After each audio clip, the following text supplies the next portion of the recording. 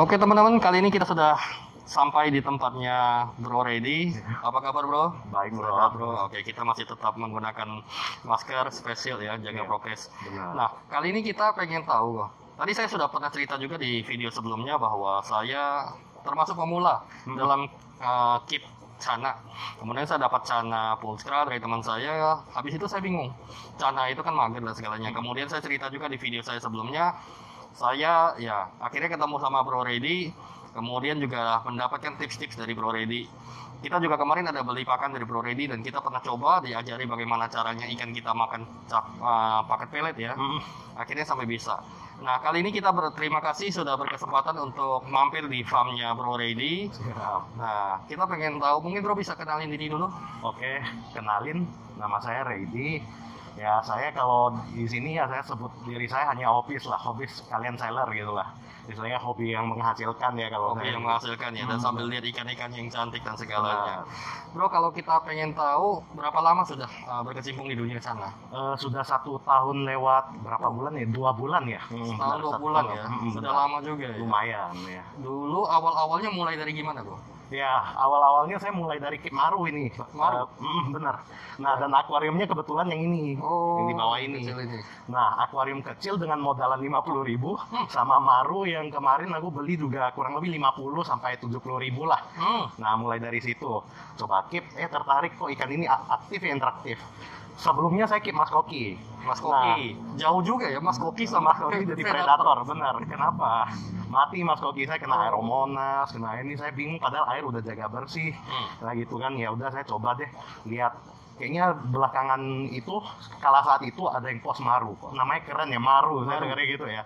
Kayak nama-nama Jepang gitu ya. Iya, Maru. Istilahnya, ya udah saya coba deh lihat di YouTube dulu. Maru. Kayaknya not bad sih kalau saya lihat ya gitu ya. Udah itu saya ya niatin lah untuk ngekip 1 ekor. Nah, kali pertama itu, awal itu sama seperti Kohengki dulunya. Bingung, ini ikan kok mager, makan nggak mau loh. Itu hampir 4 hari, sekitar 4 hari. Nah, ternyata ada beberapa faktor yang harus diperhatikan juga kalau keep Maru. Pertama, kualitas air. Kedua, kalau bisa dikasih substrat. Dikasih substrat itu ya berarti yang kayak gini ya? Benar, pasir Malang, pasir Bali gitu dan lain segalanya lah. Harus dikasih substrat. Benar, istilahnya biar dia nyaman juga lah gitu loh, nggak polosan gitu. Nah, kayak gitu. Kemudian dari dulu awalnya yellow atau red Maru? Benar, yellow Maru. Yellow Maru, kemudian sampai sekarang udah berapa jenis ikan sana yang Bro keep? Wah, udah banyak banget ya, hampir apa semua aja, jenis kecuali Barca. Selain Barca, berarti selain Barca semua udah pernah keep? Ada beberapa lagi sih yang belum sih, kayak Bancanensis, Argus. Nah gitu sih. Yang ada sama sekarang di Pardalis gitu dan lain-lain. Yang sekarang ada di farm itu ada jenis-jenis apa aja Bro? Oh, kalau sekarang sih lumayan banyak ya. Mulai dari Auranti, Bleheri, Asiatica RS Pure, Asiatica RS WS, Orna biasa, Orna Yellow Lips, Stewarty, lalu ada Stewarty yang gede juga, Red Andrao Blue yang biasa. Banyak. Iya bener, ada anakan Pulcra, ya, ada Red Centarum, Cana Lipor juga ada, Yellow Centarum. Nah itu banyak sekali. Iya, Kayak jarinya nggak cukup deh. Iya bener. Oke Bro, kita pengen tahu kalau misalnya pemula nih, seperti kami-kami yang pemula belum pernah memegang ikan. Kira-kira jenis cana apa yang direkomendasikan untuk pemula yang tidak terlalu susah mengurusnya, tidak rewel dan ya gampang lah gitu. Oke, kalau kita mulai dari cana impor aja ya. Kalau cana impor rekomendasinya saya itu cana Pulcra yang Pulcra. Oh, berarti dengan yang kemarin saya pakai udah benar. Yang kemarin saya keep itu paling gampang sebenarnya. Ternyata seperti itu. Benar, itu paling gampang lah istilahnya. Hampir kita bisa sebut cana sejuta umat sekarang. Cana sejuta umat. Benar. Ya, tapi seru sih. Seru, benar. Kemudian cana jenis apa lagi yang selain Pulcra yang kira-kira Oh ya, ada lagi sih Asiatica sih kalau menurut pribadi saya. Pertama, karena dia juga interaktif juga ikan itu. Cuman yang menjadi tantangan itu mentalnya perlu diasah dikit. Maksudnya dilatih, karena kenapa? Agak takutan kalau cana Asiatica. Asiatica lebih takutan. Benar. Tapi ketika dia udah ada mental, dia juga kayak Pulcra kok, kejar-kejaran tangan gitu. Gimana caranya melatih mentalnya supaya bisa seperti Pulcra? Nah, kalau tips yang paling sederhana lah ya, kalau kita ngomong istilahnya kalau ada ikannya kita mau kasih makan, biasanya kalau saya ya asiatica saya kasih udang kering. Udang kering sebelum kita kasih makan rayu dulu di depan akuarium. Kalau dia udah ada respon kejar-kejar baru kita masukin satu. Nah, makannya juga jangan terlalu kebanyakan. Intinya sih juga ada kunci lain selain umpan, puasa. Bener, jangan makan terlalu kenyang. Sama lah kayak kita kalau udah kenyang mager gitu. Iya, kayak kita udah kenyang, ngantuk, tidur ya kan. Iya, Apalagi kok suasananya dingin gitu. Nah, sebaliknya, cana apa yang sejauh Bro keep ini, setahun 2 bulan ini, yang paling menantang lah kira-kira? Kalau saya pribadi ya istilahnya, sebenarnya yang menantangnya itu kalau impor, cana auranti, cana stewarti. Sebenarnya bukan karena dia itu susah di keep atau susah ini, rekondisi awalnya yang susah itu loh. Istilahnya butuh ketelatenan sama istilahnya ya untung-untungan lah kita ngomong. Karena ikan yang datang kita sebutnya ikan PO-an ini. PO dari India datang ke Indonesia itu dia butuh tahap yang sangat panjang untuk istilahnya buat settle di air Indonesia karena parameter air yang berbeda. Tentunya udah suhu udah berbeda, pH dan lain-lainnya juga udah pasti beda. Nah, tantangannya itu gimana sih bikin ikan itu cepat adaptasi? Nah, kalau tipsnya saya itu pertama kalau datang polosin dulu, jangan ada substrat, jangan ada pasir malang, jangan ada substrat. Jangan ada substrat apa-apa. Air kalau kayak ini kan udah istilah airnya udah full. Kalau baru datang airnya setengah, bahkan kalau bisa dibawa dikit lagi gitu, jangan terlalu tinggi airnya. Jangan terlalu tinggi. Biar memudahkan dia adaptasi juga, ngambil udara juga gampang. Karena kalau pengalamannya saya nih ya, dulu kan belum paham istilahnya. Saya datang, airnya saya penuhin, ikannya diam semua, mojok mager, akhirnya ada yang sudden death. Karena dia kesusahan untuk istilah kondisi fisik awalnya masih lemah gitu.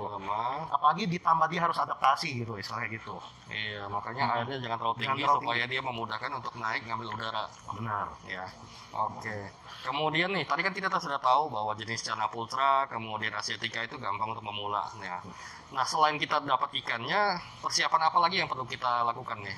Kalau untuk ini ya cana ya sebenarnya gak ribet, butuh kalau kita ngomong butuh ya enggak sebenarnya, tapi lebih baik ada biar mempercepat diadaptasi, warnanya juga lebih kelihatan. Substratnya ya, pasir malang biasanya ya, pasir Bali, tergantung jenis ikan sih mau pakai yang apa. Kalau biasa kayak auranti ya ada yang mainnya latarnya hitam, pasir malangnya merah gitu. Latarnya hitam, pasir malangnya merah. Kalau kayak stewarti kebanyakan mainnya latarnya hitam atau enggak putih, pasir Bali bawahnya putih. Pasir Bali. Pasir Bali itu yang jenis apa, lebih kecil lagi? Benar, lebih kecil kayak yang si Blairi ini. Kalau pasir Malang kan kasar-kasar, ada yang hitam, ada yang merah, teman-teman. Nah, kemudian ada substrat. Kemudian filter perlu nggak sih, Bro? Filter kalau dibilang perlu sih, kalau saya pribadi saya bilang perlu. Kenapa? Kualitas air tetap harus kita jaga. Kecuali misalkan kita ngekip nih gak pakai filter 3 hari sekali kita water change, itu masih gak masalah. Tapi masalahnya kan kita kalau kayak skala kayak saya urus banyak tanknya, jadi mau gak mau lebih baik saya pakai filter biar memudahkan saya lah. Filter ini isi di dalamnya apa aja, Bro? Kalau saya di sini ya kebanyakan ya rata-rata sekarang pakainya lapisan paling bawah itu mekanis, kita pakai kapas. Lalu kita kasih kristal bio. Iya benar, untuk media biologisnya. Lalu kadang juga ada pakai momogi ya, Eco Bioblock, benar. Momoginya jangan keliru ya teman-teman ya, bukan momogi yang makanan anak-anak. Nanti kita tunjukin gambarnya seperti apa. Lalu dilapisin lagi dengan mekanis kapas, 3 lapis misalnya. Dengan adanya filter ini tidak perlu terlalu sering water change. Benar, biasanya bisa maksimal 2 minggu lah. 2 minggu. Benar. Habis itu baru ganti atau bersihkan filternya aja? Cuma ganti air. Ganti aja. Ganti air aja? Benar. Filternya dibersihin? Saya enggak. Kalau saya itu mekanis biasanya si kapas itu paling biasa sebulan ganti sekali, dibuang ganti. Tapi barang-barangnya tinggal dibersihin, dan momoginya gitu ya. Nah, kemudian water change pun berapa persen biasanya kalau water change? Nah, tergantung berapa lamanya nih ya. Kalau saya misalkan lagi rajin nih, 1 minggu sekali saya water change kan, itu paling 30% dari ketinggian air doang yang saya buang. Terus saya ganti. Tambah air lagi maksudnya. Nah, kalau udah 2 minggu biasanya saya maksimal ya 50%. Kemudian yang substrat di bawah ini kan kadang-kadang susah nih untuk kita water change nih. Ada tipsnya nggak, Bro? Nah, kalau untuk tipsnya sebenarnya tetap pakai yang ini ya, alat yang buat sedot air itu loh. Apa ya sebutannya ya? Oke, ada. Benar, sifon, betul. Sifon kan biasanya tergantung ya, kalau pakai beberapa merek jenis tertentu ada yang ada pori-porinya kecil, jadi biar pasirnya nggak kehisap gitu. Jadi kita bisa obok-obok pasirnya, terus hisap kotorannya yang ngendap di bawah gitu. Oke. Oke bro, selanjutnya kita pengen tahu nih. Tadinya kalau kita pemula itu biasanya beli cana itu pilih yang kecil-kecil, ya. Kemudian kita, ya alasannya supaya murah sih bro. Oke. Karena kalau pemula kan belum berani nih investasi besar-besaran gitu kan. Ada tips nggak dalam memilih ikan anakan cana nih? Anakan cana ya, pertama sih kita ambil secara general dulu ya. Yang penting ikan aktif. Pertama, terus kalau langsung pantau ke tempat seller nih, mintain, kok boleh tolong kasih makan nggak ikannya? Tes lihat mau makan atau nggak, kita untuk menghindari takut kalau misalkan ikan nggak makan nanti dibawa pulang nanti ada apa-apa, kan susah gitu istilahnya gitu ya. Nah, itu secara generalnya kayak gitu. Nah, nanti kalau untuk mendalamnya udah spesifik, tergantung jenis gitu. Tapi dalam setiap spesiesnya lagi itu paling dasar kita lihat dulu siripnya tinggi nggak, si dorsal, lalu si fin bawah, dorsal bawah. Yang kayak ini dorsal atas. Benar, dorsal bawah. Nah, terus ekornya lebar nggak, istilahnya gitu. Nah, terus untuk beberapa jenis nih, kayak yang imporan kayak Auranti, Pulcra kan ini ada list hitam putih itu ya. Betul. Nah, kalau bisa itu milihnya itu yang rapi. Nggak ada patahan gitu istilahnya gitu. Di siripnya? Benar. Dari warna siripnya. Kadang kalau Pulcra itu kan kebanyakan istilah hitam, putih, tapi ada patahan. Biasanya hitam patah jadi putih. Atau enggak lurus ya? Iya, nggak lurus, benar. Garisnya nggak lurus ya? Benar. Nah, kurang lebih begitu sih. Kalau untuk Asiatica kan nggak ada gitu ya. Paling nyarinya yang ya agak tinggi finnya atau enggak warna, kita lihat ya. Warna juga penting. Istilah dilihatlah dari kualitas warna, dari kecilnya udah ada warna belum, udah tajam belum gitu. Oke, kemudian selanjutnya yang paling penting adalah pakan ya. Pakan, benar. Nah, kira-kira apa yang direkomendasikan bro? Pakan-pakan di sini? Tergantung jenis ya kok ya. Kalau saya di sini ya. Kalau untuk cana imporan biasanya saya klasifikasikan ke yang biru dulu ya. Biru. Andrao. Untuk pus pigmen biru juga Auranti. Pulcra. Stewarti. Sama Bleheri. Benar. Itu kalau bisa, kalau untuk display ya kita ngomongnya ya, kita kasih makannya premium blue. Wah, ini seperti yang kemarin teman-teman saya beli dari sini, bro. Nah, pelet premium blue ini kalau dilatih untuk display itu bakal naikin pigmen biru di badannya ikan dan lumayan cepat ya kalau kita ngomongnya. Kemarin punya saya aja berapa? Seminggu 2 minggu sudah mulai kelihatan birunya. Ya, hasilnya biasanya seminggu 2 minggu udah kelihatan hasil. Nah, itu untuk dorong pigmen birunya. Kalau untuk ikan kayak Asiatica gitu, biasanya kita kasihnya pelet premium red juga, sama udang kering kayak ginian. Kayak gini. Akari udang super, terus ada juga El Barca kalau gitu. Untuk pus pigmen merah, astaxanthin karena mengandung astaxanthin gitu. Yang El Barca ada fotonya? El Barca ya. Nah, ini. Maaf. Yang ini. Iya, benar. Nah, yang ini teman-teman. Jadi di farmnya Pro Ready ini juga ternyata pakannya juga komplit teman-teman ya. Jadi selain teman-teman bisa beli ikan di sini, teman-teman bisa konsultasi di sini, pakannya juga teman-teman bisa beli di sini. One stop shopping lah teman-teman. Ya. Iya, benar. Ya, saya juga ada rencana untuk nambah pakan selain pellet yang kemarin Akari Premium Blue untuk Pulsra. Ya, kemarin bro bilang ada satu jenis ya. Yang ada. Mana yang kira-kira ya? Sebenarnya kalau ngomongnya satu jenis masih ada 2 jenis. Ada 2 jenis. Nah, itu sebenarnya pelengkap dong biar dia gak bosan makan tiap hari pelet. Nah, pertama itu bisa pakai udang kering ini dari Akari, udang super. Nah, ini yang pernah dulu sempat dibilang udah pakan legend ini, udah sempat hilang pakan ini. Pakan legend. Benar, iya benar. Akhirnya ketemu lagi di sini teman-teman. Sini lengkap lah. Udah jarang lah istilahnya pakan ini beredar di pasaran. Nah, boleh lihat. Boleh silakan. Nah, kalau untuk udang kering ini sebenarnya bisa untuk semua jenis tanah. Bisa semua jenis tanah. Benar. Jadi nggak bikin merah ya? Nggak bikin. Sebenarnya ya bikin merah ya untuk Pulsra gitu nggak ke efek merahnya istilahnya gitu. Efek merahnya.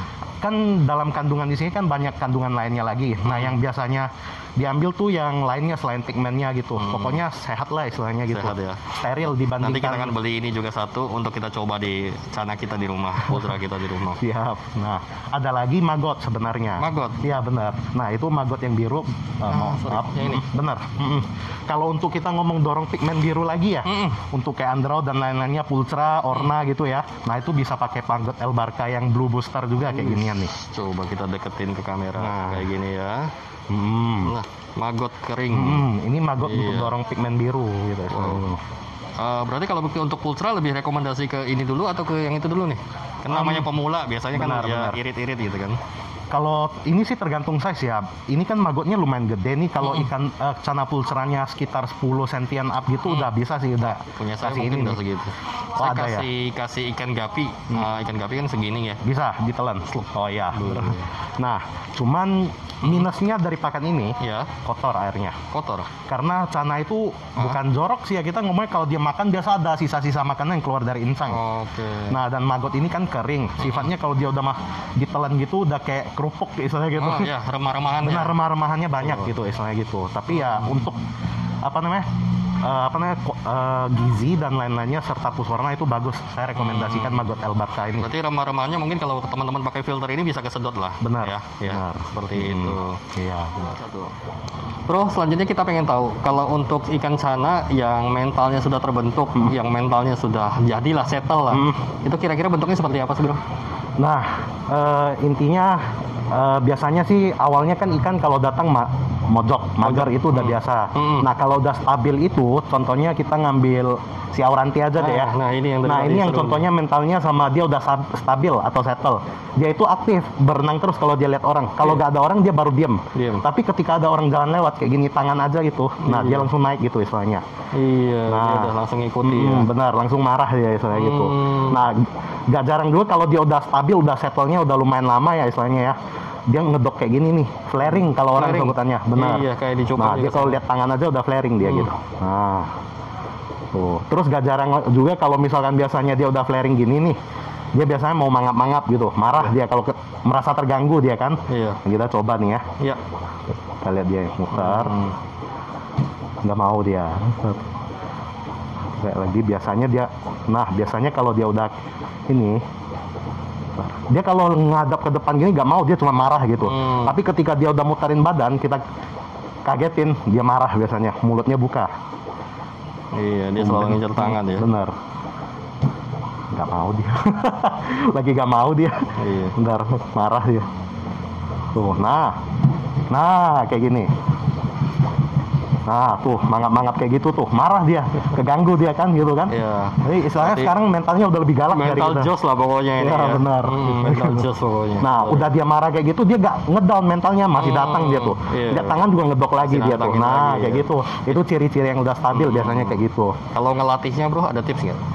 Nah, tipsnya kalau saya di sini ya, saya sih awalnya biarin ikan nyaman dulu sama Nyaman tempat dulu. barunya, istilahnya kita Jangan ngomong diganggu gitu ya. dulu lah di awal. Benar, jangan diganggu dulu. Dia mau mojok, dia mau apa, yang penting dia mau makan dulu Yang satu. penting mau makan. Nah, ketika udah ketahuan nih dia mau makan, udah mulai kasih pola makan. Puasain, mungkin seminggu puasa sehari, saya dulunya kasih itu. Terus sisa harinya kasih makan dikit-dikit. Nah, udah itu setiap hari saya di depan tank ngajak main gitu. Dia nggak mau respon sampai dia respon gitu. Nah, sampai dia udah respon satu saat dia kayak gini.